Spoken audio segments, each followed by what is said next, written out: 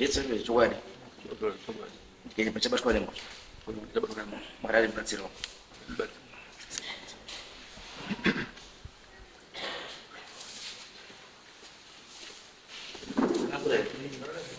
Kamsuroi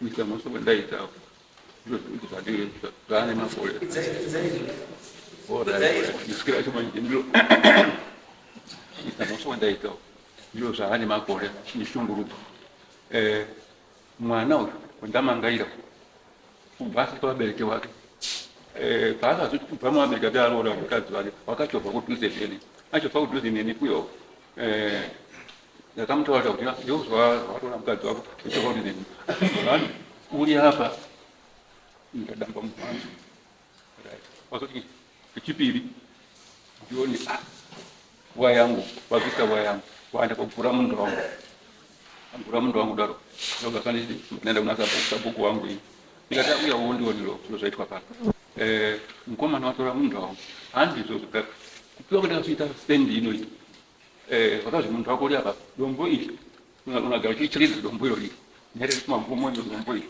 ndio mnatwanga mugano wako hiyo zaga rizo kwenda kwangu ukifika bwana kuja wachotola mundu wangu ino nditenda una sabuku wangu kumda wale sabuku akata ore ambe sabuku wake twende sabuku wake mundu wake iwe nyasika unotogara utuzo kwa chini enda agageze mugano kabisa baya tapata pesa kapata uzakuya sabuku wangu niko kanga masogobya chagaje utufurama kwa limai no ndio nini ndigadi nini zita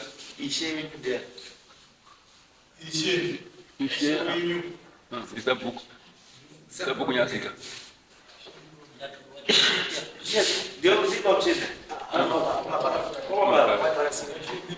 Ishiazo ndini. Hapa tunaishi bapenda. Ndini shi. Ora hiti.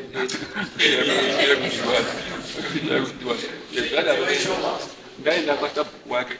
Sababu kwa sababu wake wana ini mangu kwa. Yonya zikenda kwa tiji. Ugali mkano wewe. Wangu ndo kwa sisi kwa ndio ora chai. Ora chai.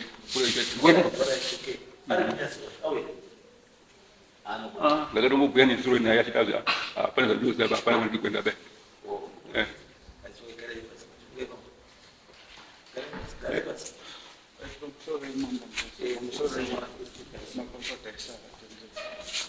Nyai ini nanti mkuu bata mutano nakase asikuti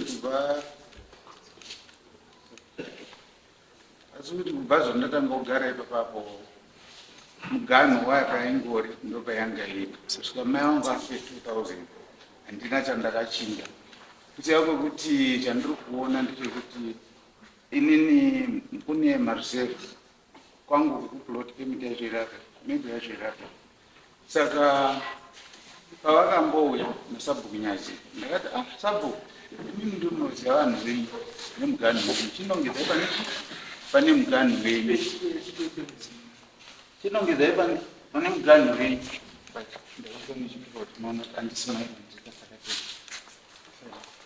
saka chinongedzai pane mugano wenyu sabhuku ndobva ini mugano wangu uri apa nditi sadhiri kuruzevhai then patatanga kuiswa kupfekerwa samunamato ndofunga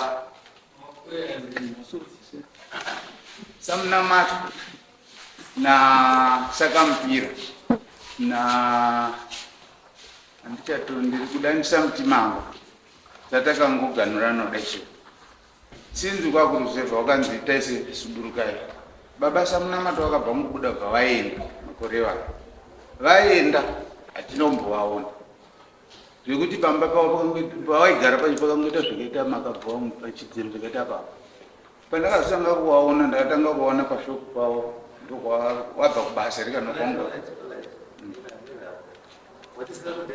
Denis Kasakatini. Denis Kasakatini. What is it?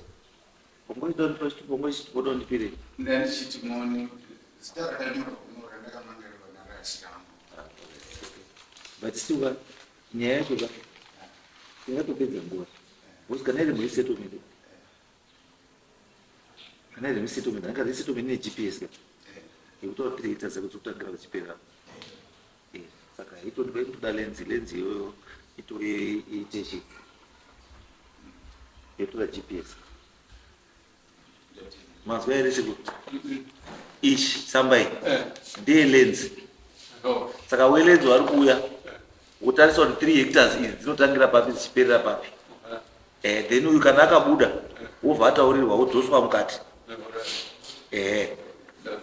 because hazviitima kuti muti munda ndewenyu imini uri kucommunal asi uri futi muresettlement hazviitima saka vakomana elenzi wanouya kudi kutarisa izvi zvobva watora GPS yacho saka vanouya regaititi vauye wiki rimwe ratikubatira wiki riri kuuya iro rimwe rendivatsvage kuti vauye endai